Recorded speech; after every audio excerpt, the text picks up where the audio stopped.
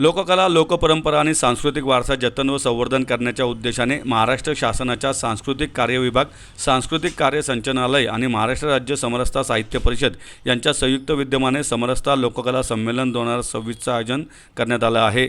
या संमेलनाच्या संमेलनाध्यक्षपदी लोककलावंत पद्मश्री रघुवीर खेडकर यांची निवड करण्यात आली असून हे संमेलन 28 जून रोजी होणार असल्याची माहिती आयोजकांच्या वतीने पत्रकार परिषदेत देण्यात आली। यावेळी धनंजय खुडे, विलास लांडगे, विजय मोरे, सुनील खंडाळे, रेश्मा मुसळे, परितेकर, विकास माने, बाळासाहेब मालुसकर, जितेंद्र वायकर उपस्थित होते। समरसता लोककला संमेलन 2026चं उद्घाटन महाराष्ट्राचे मुख्यमंत्री देवेंद्र फडणवीस यांच्या हस्ते होणार असून केंद्रीय नागरी विमान वाहतूक राज्यमंत्री मुरलीधर मोहोळ, उच्च व तंत्र शिक्षण मंत्री चंद्रकांत पाटील, सांस्कृतिक मंत्री आशिष शेलार, राज्यमंत्री माधुरी मिसाळ, पुण्याच्या महापौर मंजुषा नागपुरे, जिल्हाधिकारी जितेंद्र दुडी यांच्यासह मान्यवर उपस्थित राहणार आहेत।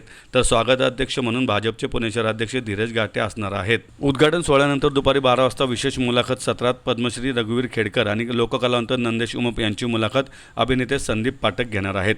तर दुपारी 1 वाजता कवी संमेलनात तुकाराम ढोले, प्राध्यापक वाना आंधळे आणि कुमार चव्हाण हे सहभागी होणार आहेत। दुपारी 2 वाजता आयोजित चर्चासत्रात डॉक्टर प्रवीण चोले, डॉक्टर प्रशांत पाटील आणि अभिनेत्री जयमाला इनामदार सहभागी होणार आहेत।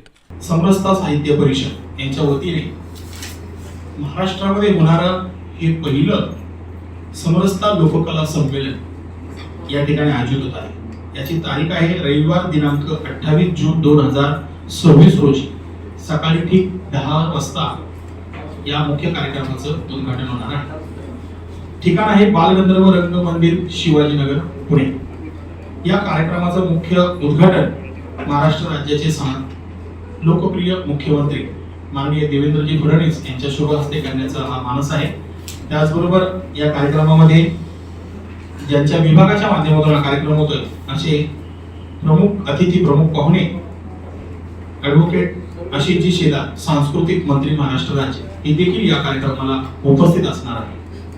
आपल्या सर्वांना या कार्यक्रमासंदर्भात माहिती देताना मला आनंद होत आहे, परंतु लोककला ही ग्रामीण भागातून जी आलेली आहे, ग्रामीण भागाशी जोडलेली आहे। या लोककलेला खऱ्या अर्थानं राज्य सरकारने कुठेतरी एक प्लॅटफॉर्म उभा करून या महाराष्ट्रातील सर्व लोककलाकारांना ही एक संधी उपलब्ध करून दिली आहे।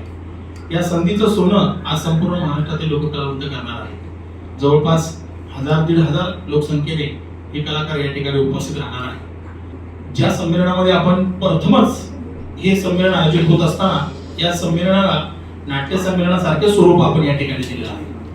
मुख्य म्हणजे या संमेलनाचं अध्यक्षपद ज्यांना आपण दिलेलं आहे असे पद्मश्री सन्मानित रघुवीरजी खेडकर, तमाशा लोककलावंत यांना नुकतंच आपल्या 25 मेला भारत सरकारच्या वतीने पद्मश्री देण्यात आलेला आहे। त्याचबरोबर या संमेलनाचे स्वागताध्यक्ष धीरजजी घाटे, भारतीय जनता पार्टीचे जे शहराध्यक्ष आहेत यांना आपण या ठिकाणी या संमेलनाचा आपण स्वागत अध्यक्ष केलेला आहे। त्याचबरोबर या कार्यक्रमामध्ये विविध अशा पारंपरिक वेशभूषेतील गोधळी, वाघामुरळी, वासुदेव, भारुड, शाहीर, दशावतार, लावणी, आदिवासी नृत्य, खडी गंमत, झाडीपट्टी, खानदेशी वही गायन अशा विविध लोककलेने नटलेला सजलेला हा संपूर्ण दिवसभराचा कार्यक्रम असणार आहे। लोककला दिंडी म्हणून या कार्यक्रमाची सकाळी 8 वाजता सुरुवात होणार आहे। सकाळी 9:30 वाजता महाराष्ट्रातल्या दुर्मिळ 150 लोकवाद्यांचं प्रदर्शन भरवण्यात आलेलं आहे की जी लोकवाद्य आपल्याला त्या भागामध्ये जाऊनच पाहायला मिळतात। उदाहरणार्थ विदर्भातले काही वाद्य आहेत, खानदेशमध्ये काही किंगारी म्हणून वाद्य आहेत।